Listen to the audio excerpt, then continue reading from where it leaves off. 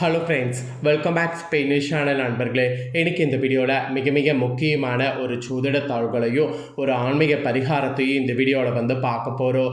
So பார்க்கறதுக்கு முன்னாடி எதை பற்றி இது பார்க்க போகிறோம் அப்படிங்கிறத இன்ட்ரோவில் ஷேர் பண்ணுறேன், வாங்க பார்ப்பீங்க. 2026 மிக முக்கியமான மாதமாக தற்போது 3வது மாதமான மார்ச் மாதமானது நடந்துட்டுருக்கு. இந்த மாதத்தில் ஒரு அதிபயங்கரமான நாளானது வர இருக்கு. 850 ஆண்டுகளுக்கு பிறகு ஒரு அதிபயங்கரமான நாளானது வர இருக்கு. அது என்னைக்குன்னு பார்த்தீங்கன்னா மார்ச்சுடைய 18 அன்னைக்கு தமிழ் மாதம் பார்த்தீங்கன்னு வச்சுக்கோங்களேன், பங்குனி பிறந்ததுடைய 4ஆம் நாள் கிழமை அன்னைக்கு பார்த்தீங்கன்னு வச்சுக்கோங்களேன், புதன்கிழமை. பொன் கிடைத்தாலும் புதன் கிடைக்காது அப்படிங்கிற பழமொழிக்கேற்ப ரொம்ப சிறப்பான நாளாக இந்த நாள் அமைகிறது. அப்படி என்ன சிறப்பான நாள் அப்படின்னு கேட்குறீங்களா? இந்த நாளில் அமாவாசையானது வருது. வரக்கூடிய அமாவாசை பங்குனி மாதத்தில் வரக்கூடிய அமாவாசை. மற்ற மாதங்களில் வரக்கூடிய அமாவாசை காட்டிலும் இந்த பங்குனி அமாவாசை ரொம்ப சிறப்பான அமாவாசையாக கருதப்படுது. அதற்கு காரணம் என்னன்னு பார்த்தீங்கன்னா, இந்த அமாவாசை ரொம்பவே சக்தி வாய்ந்த சனிப்பயிற்சி முடிந்ததுக்கு பின்னாடி வரக்கூடிய அமாவாசை. அதுவும் புதன்கிழமை வரக்கூடிய புத அமாவாசை. இந்த அமாவாசையில் பிரபஞ்சத்தில் நல்ல அதிர்வுகள் நிறைய நிறைந்திருக்கும். அதோடு கிரகங்களிடையே பெரிய பெரிய மாற்றங்களும் நிகழ்ந்திருக்கு. அதனோட அடிப்படையில் இந்த அமாவாசையிலிருந்து ஒவ்வொரு ராசிக்காரங்களுக்கும் தலையெழுத்து மாறும். அப்படி மாறக்கூடிய தலையெழுத்தை அந்தந்த ராசிக்காரங்க தெரிஞ்சு பலனடையணுங்கிறதுனால ஒவ்வொரு ராசிக்கும் அமாவாசையிலிருந்து என்ன நடக்கும் அப்படிங்கிறத ஷேர் பண்ண ஆரம்பிச்சிருக்கேன். அதில் இன்னைக்கு இந்த வீடியோவில் பார்த்தீங்கன்னு வச்சுக்கோங்களேன், கன்னி ராசிக்காரங்களுக்கு ஷேர் பண்ண போகிறேன். கன்னி ராசியில் பிறந்த நேயர்கள் யாராக இருந்தாலும் இந்த ஒரு வீடியோவை ஸ்கிப் பண்ணாமல் பாருங்கள். அப்போ தான் உங்கள் ராசிக்கு நான் என்ன சொல்ல வரேன் அப்படிங்கிற பலன்களை நீங்கள் தெரிஞ்சு பலன் பெற முடியும். ஸோ கன்னி ராசிக்காரங்க இந்த ஒரு வீடியோவை ஃபுல்லாக பாருங்கள். மெயினாக இந்த அமாவாசை ரொம்பவே சக்தி வாய்ந்த ஒரு அமாவாசைங்கிறதுனால இந்த அமாவாசையில் ஆன்மீக ரீதியாக சில பரிகாரங்கள் செய்யணும். இதை நீங்கள் செய்கிறதுனால உங்களுடைய வாழ்க்கை முற்றிலும் மாறும். ஸோ இந்த அமாவாசையில் நீங்கள் செய்ய வேண்டிய பரிகாரத்தை ஃபஸ்ட்டு உங்களுக்கு சொல்லிடுறேன், அதுக்கப்புறம் பலன்களை சொல்கிறேன். ஏன்னா இந்த அமாவாசை பிரபஞ்சத்தில் நல்ல அதிர்வுகள் நிறைய இருக்கக்கூடியதுங்கிறதுனால இந்த அமாவாசையில் இந்த பரிகாரம் செய்திங்கன்னா உங்களுக்கு உடனடியாக எல்லாமே நடக்கும். அதனால் முதல்ல இந்த அமாவாசையில் செய்ய வேண்டிய பரிகாரத்தை ஷேர் பண்ணுறேன். அதுக்கப்புறம் உங்களுக்கான பலனை அதிரடியாக இந்த வீடியோவில் பார்க்கலாம். ஆக்சுவலி உங்கள் ராசிக்காரங்களுடைய வாழ்வில் தீராத கஷ்டம் என்று ஒன்று கட்டாயம் இருக்கும். அந்த கஷ்டத்தை சரி செய்ய எவ்வளவோ இறை வழிபாடு செய்திருப்பீங்க, எவ்வளவோ வேண்டுதல்களை நிறைவேற்றியிருப்பீங்க. ஆனால் உங்களுடைய கஷ்டத்திற்கு ஒரு தீர்வு கிடைத்திருக்காது. அப்பேற்பட்ட ஒரு துன்பம் விலகிறதுக்காக தான் இந்த பரிகாரத்தை இந்த அமாவாசையில் செய்து பாருங்க என்பதை உங்களுக்கு சொல்ல வர. ஸோ என்ன செய்யணுங்கிறத இப்போ நான் உங்களுக்கு தெளிவாக ஷேர் பண்ணுறேன், வாங்க பார்ப்பீங்க. ஆக்சுவலி இந்த பரிகாரத்தை அமாவாசை அன்னைக்கு துவங்கணும். அடுத்து சித்திரை அமாவாசை திதி வருவதற்குள் உங்களுடைய அந்த குறிப்பிட்ட தீராத துன்பத்திற்கு ஒரு தீர்வினை கடவுள் நிச்சயம் காண்பித்து கொடுப்பான். இந்த பிரச்சனைக்கு தான் இந்த பரிகாரத்தை செய்ய வேண்டும் என்ற எந்த கட்டாயமும் இல்லை. உங்களுடைய மனதிற்கு உங்களுக்கு சுமையை தரக்கூடிய பாரம் எதுவோ கஷ்டம் எதுவோ அதுக்காக இந்த பரிகாரம் செய்யலாம். திருமணமாக வேண்டுமா, கடன் சுமை குறைய வேண்டுமா, உடல் உபதைகள் தீர வேண்டுமா, குழந்தை வர வேண்டுமா, அல்லது கணவருக்கு வேலை வேண்டுமா, மனைவிக்கு ஆரோக்கிய தேவையா, எது வேண்டும் என்றாலும் அந்த இறைவனிடம் கேளுங்க, முன்னோரிடம் கேளுங்க, குலதெய்வத்திடம் கேளுங்க.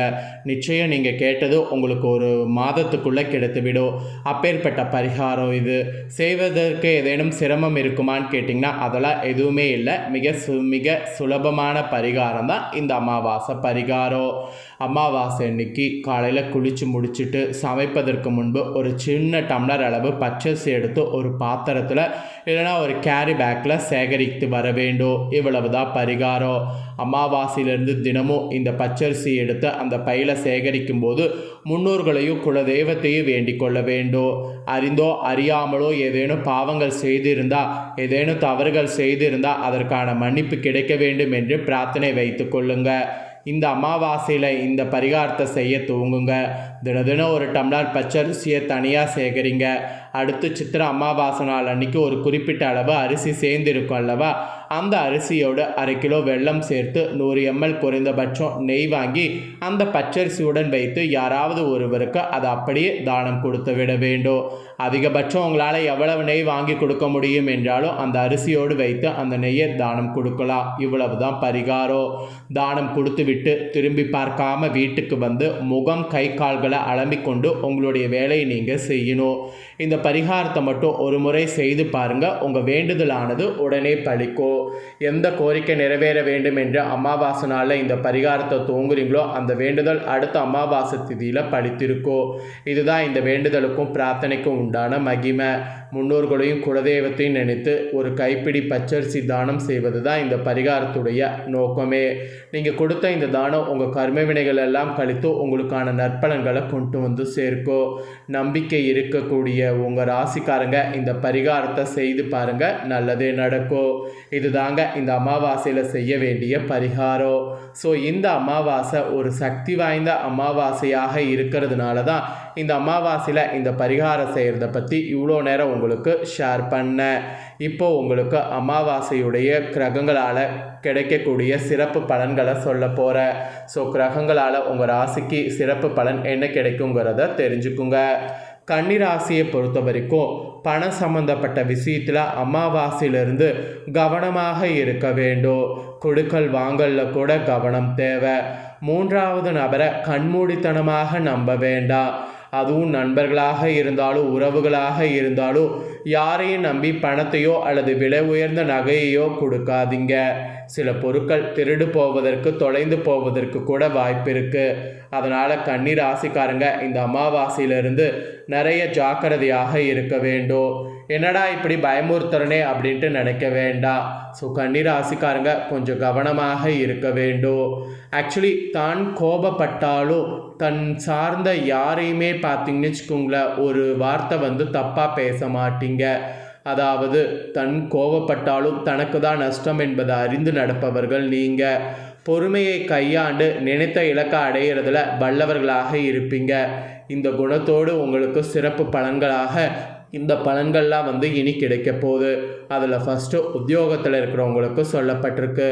உத்தியோகத்தில் இருக்கிறவங்களுக்கு குறிப்பாக வேலைக்கு செல்லக்கூடிய பெண்களுக்கு வங்கியில் கடன் வசதி கிடைக்கும்.